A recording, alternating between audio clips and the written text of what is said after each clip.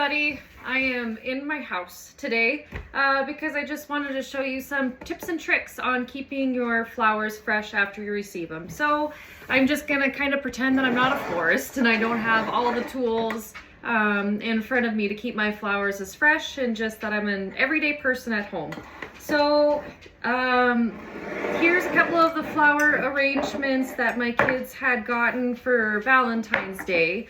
And then here's another one that I had made, and just as an example for my website. I never actually posted it, but we'll start with this one. So this was a wrap bouquet that was sent to my daughter, and to be completely honest with you, I didn't do anything with it when she brought it home for school. So it had been in no water, and I let it sit on the counter overnight because I was just kind of done with flowers for the day. So the next morning I just grabbed a mason jar. I didn't put any flower foods, just regular water. So I put it in a mason jar. I cut the ends. So this is about almost a week since she received it. So as you can see, the wax flower is pretty much shot in it. The roses are all blown open and they're looking really pretty, but you know, they still got some life left in them. So if you want to extend the life of your flowers for a little bit longer on something like this, even if you don't have any flower food at home, just grab the flowers out of it,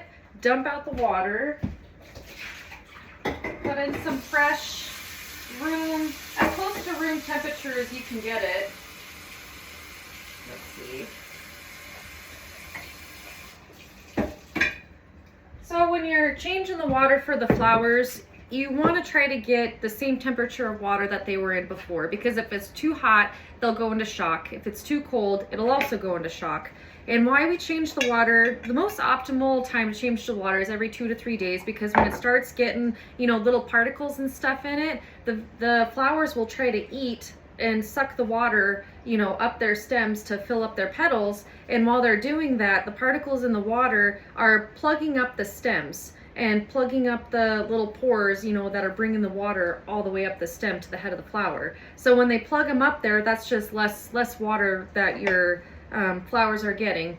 And so here's the ends here. Let me grab my garbage can. Just give them about a 1-inch cut, 1-inch fresh cut, all your flowers.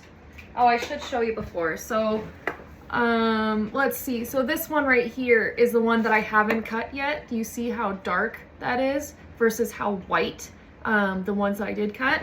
So give them all a fresh cut at an angle. And even if you don't have flower food, a fresh cut and fresh water will still do your flowers wonders. And you know, I probably throw this away, but I was talking to a gentleman that I brought flowers, and he said, you know, there's something poetic about watching a flower, you know, live its life and then die. And I completely agree with him. Like, it might, you know, it's not as showy as it was when he first got it, but it's still really pretty to see. And then I was also listening to a podcast, you know, when they start going like this and they start falling off, they called it flower confetti. And I was like, oh, that's a good way to call it. And then this one is doing really good. So you can tell, like, these are roses, obviously do not last as long. And they did sit overnight on the counter, so that doesn't have much going for it. But these flowers right here for my son, you can see how much water, it's been in a water source since he brought it home. That's how much water it's drank in a week, all the way down to there, you know, it was full. But his still look really good because Alstroemeria and Hypericum berries, they're more of a longer lasting flower, and so they'll stay alive longer than like a rose or the wax flower. So same thing, I'm just gonna dump out his water. Put in some fresh water. And then if you see, oh, I can pull this little cardette out. You see the ends of that Alstro right there in the Hypericum? They're pretty brown and dirty. I guess I don't need to trim his little heart. So this one, same thing, trimmed off about 1 inch. Ends look a lot better, a lot more healthy. We'll put it back in that water and see if we can get, you know, another 3 days out of it or so. And I just wanted to show these two about comparing. So Lily's had a garden rose, and you see how the garden rose is just pretty much shot. And these ones in here too, these are also red garden roses. Oh, my brother's calling. Hi, Matt. So garden roses do not last as long as, you know, your standard roses. So that's just the way it goes. You know, the garden roses, they're more delicate. The petals are more delicate and they're thinner and they're fuller. So it takes a lot more energy to keep it alive versus, you know, a standard rose that has been bred many, many times over again to keep this look forever. So you got, you know, your standard size roses here, and then these are hot pink spray roses, and same thing. They've just been bred. Like, these are even still a little hard, you know, so they got even some life left in them. So like this one is pretty much dead, but it doesn't help that I had put the Solidago in here that has been tinted. And so you can tell that the water, well, I guess you can't tell, but it's got like a little shade of pink in there. So that shade of pink and the particles are slowing the life of this rose exponentially, like a lot.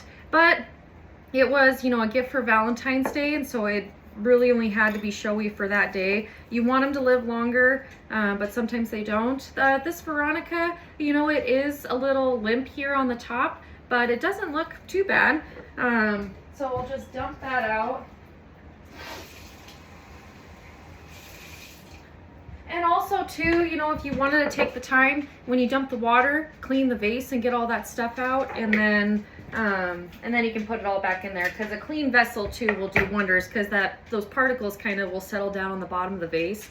And so if you don't scrub that out and clean that real good, they'll just kind of lift off again. So we'll just do that, and I think it looks really cute with the little dried rose in there. And we'll see how much longer we can get out of the Solidago and the Veronica, just so it, you know, a little bit of nature in the house there. So this one I made like 2 weeks ago as a display, and then I never took a picture, never did anything with it. So pretty much just sat out in my workshop for 2 weeks, and then I brought it in Valentine's Day. Totally neglected. I think it's almost out of water too. So a lot of the death that you're seeing in here is because it didn't have any water. Like this tulip right here is like deader than a doornail. But you know, this one, it does have some life in the tulips, and so you can really see which flowers, you know, have a longevity to them. So like the snapdragons, those last quite a while. I mean, both these snapdragons, they do look a little sad, but I mean, they're still going strong. There's a carnation in the back here that still looks amazing. The petiola looks amazing. This tulip, I mean, it's just absolutely gorgeous with the petals. And so with this one, you know, it's just on its last life, but you can still get beauty out of it. And so what I like to do is I like to dry flowers, because you can just make some really beautiful dried bouquets and put them around your house for decoration. And that's just something that I enjoy doing. So you can take, you know, this little rose that is just completely spent, and I hang dry flowers all over my house. I'm short, so they can hang everywhere. My husband's always running into them, but I just have a little twine. I wrap it on the ends, and then you can hang it by, you know, hang it by a window. Grab this maybe and hook it with it, and then hang dry it by a window and give it a week or two. Let's see. I was trying to see.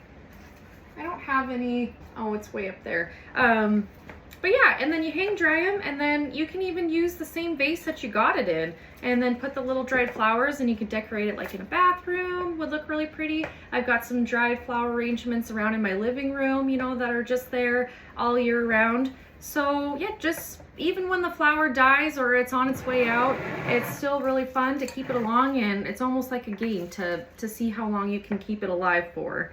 So yeah, have some fun with it while you're going around. But yeah, tips to keep your flowers as long as you can is every 2 or 3 days I would change out the water, give them a fresh cut on the end. If it's in foam, obviously that's kind of impossible, and the life is already shortened anyway because it's in foam, and you know, the foam plugs them up. This is in chicken wire, but they do get hooked in here really good, so it's not as easy to pull it out. Like the whole design will fall apart if I start pulling these out. So this one, it would just be really checking water levels and to make sure that the water levels are good. And also placement in your house for where you put your flowers. So I have mine in my kitchen, which it does get some indirect light from this window right here. And so that's good. It's not in direct sunlight. When they're in direct sunlight, that'll shorten its lifespan. And then heat. So I guess right here is not an optimal place to have it because I got my oven right behind me. And so the heat's, you know, fluctuating when I'm cooking during the day and things like that. So if you keep it in a cooler place, in a place where there's less sunlight, your flowers will last longer, but you know, everybody likes to have their flowers on, you know, their dining room table, which I do too. So, but then you just gotta keep with them and making sure that, you know, their ends are cut and they have fresh water, and you can really make them last for a while. I hope this info helped.